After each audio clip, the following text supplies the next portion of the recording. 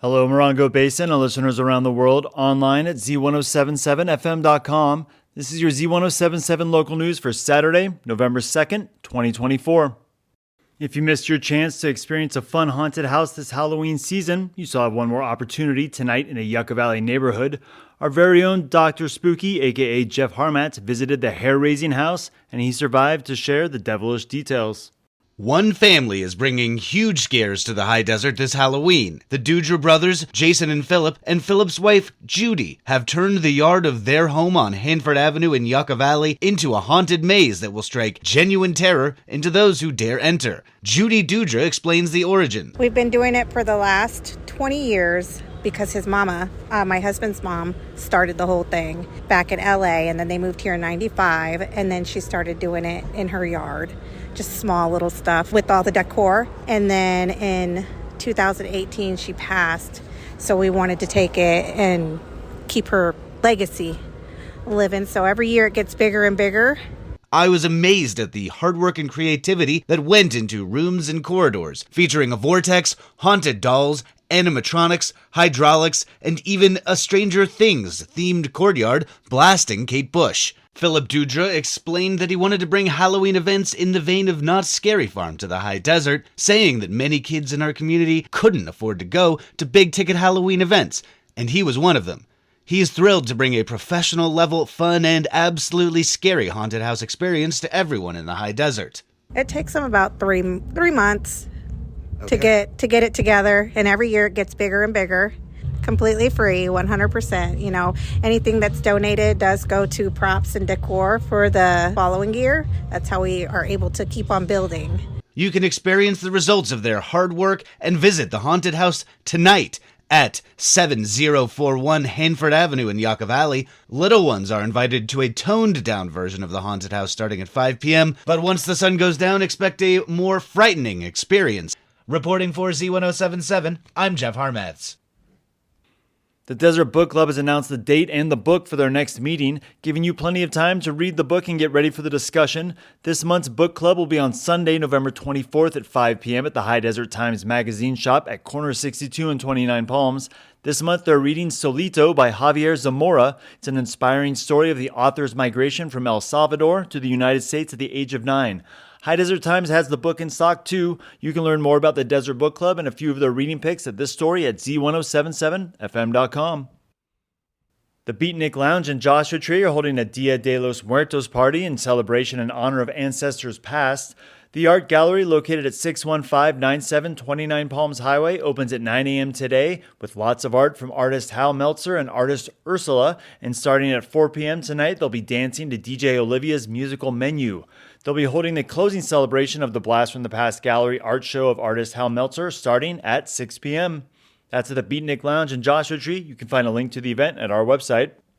Milltree is the local nonprofit with the mission of creating community between veterans, service members, and civilians through shared experiences and projects. One of those community projects is the Community Gardens at the Joshua Tree Retreat Center, where they'll be celebrating the Day of the Dead.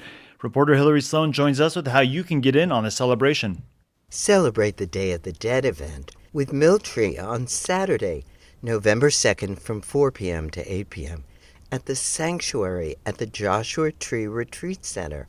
This event is in coordination with the Hay Festival, a month-long cultural celebration of the people of Hotlan. There will be a marigold seedling giveaway and fresh flowers to place on the community altar, along with garden rock painting and a sensory surprise. For more information, go to www.mill-tree.org. For Z107.7, this is reporter Hillary Sloan. The 12th Annual Joshua Tree National Park Art Expo has selected the artists for their November juried exhibition, and arts and entertainment reporter Charlie Thomas lays out what's in store. Jurists for the 12th Annual Joshua Tree National Park Art Expo have announced their exhibition finalists. 60 artists and artworks inspired by Joshua Tree National Park in 3 categories, 2-dimensional art, 3-dimensional art, and photography, were selected from submissions by 122 artists from across America. The works will be eligible for awards totaling $4,000, including Best of Show and People's Choice, plus an honorary Superintendent's Award to be selected by Joshua Tree National Park Superintendent Jane Rogers. Opening weekend will be Saturday, November 2nd from 10 a.m. to 7 p.m. and Sunday, November 3rd from 10 a.m. to 4 p.m. at the 29 Palms Art Gallery with an art market, artist booths, live music, food, and beverages. An awards reception will take place on the gallery patio Saturday, November 2nd from 4 to 7 p.m. Admission is free. Reporting for Z107.7, this is arts and entertainment reporter Charlie Thomas. High Desert artists, take note, California State Parks has an artist directory where you can add your name and location to a list of available artists and communities that are willing to contribute art to state parks. You can add your name or search a directory for artists all over the state. We'll have a link on our website. Yesterday, California State Parks held a partial reopening of the Hungry Valley State Vehicular Recreation Area, nearly 4 months after the Post Fire burned through more than 10,000 acres of the park and forced its closure. There are still some restrictions on admission and vehicles in the park as they continue recovery efforts. OHV areas in the high desert weren't affected by wildfires this year. However, the line fires scorched over 40,000 acres of San Bernardino National Forest land, which has caused closures and evacuations during the fire. That fire is now 98% contained and in recovery phases. The weather may be cooling off, but the high desert is still in desperate need of rain. So if you're out there enjoying our wild and scenic public lands, remember what Smokey Bear says, only you can prevent forest fires. And this Sunday, the monthly Landers Open Air Flea Market will have its usual mix of local vendors and tailgaters selling their arts, crafts, and homemade goodies, along with a mix of different plants and cacti, fresh honey, and delicious varieties of lemonade by Desert Midnight Lemonade. Vendor space is free to anyone who wants to participate. Any questions can call Randy at 760-974-6475. That's the Landers Open Air Flea Market this Sunday from 9 a.m. to 1 p.m. at the Moose Lodge out on Ricci Road. And Sunday is the end of daylight savings time.